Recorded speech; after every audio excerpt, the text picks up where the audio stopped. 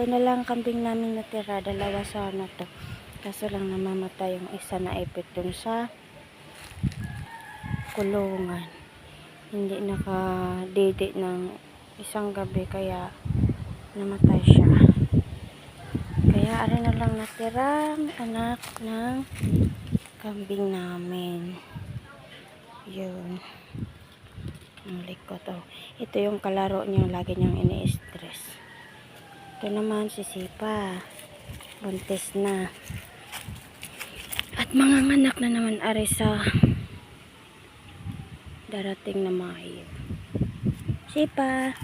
Sipang-pang. Sipa. Ayan ang lagi niyang kalaro. Ayan. Lagi niyang ini-inis yun.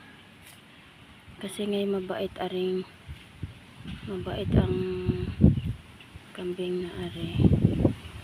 Kaya ito yung lagi niyang ini-inis.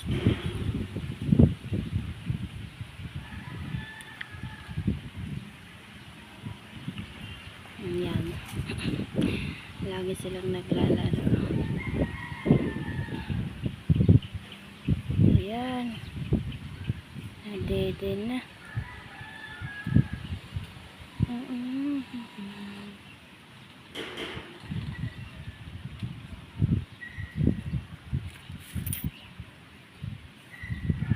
Ito si baby, isang buwan pa lang to. Sobrang likot na.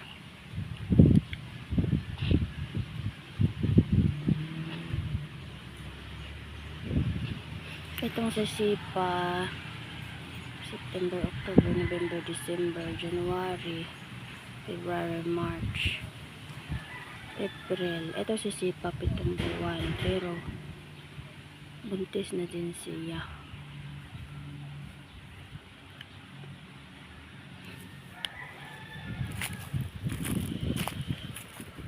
At ito na naman ang aming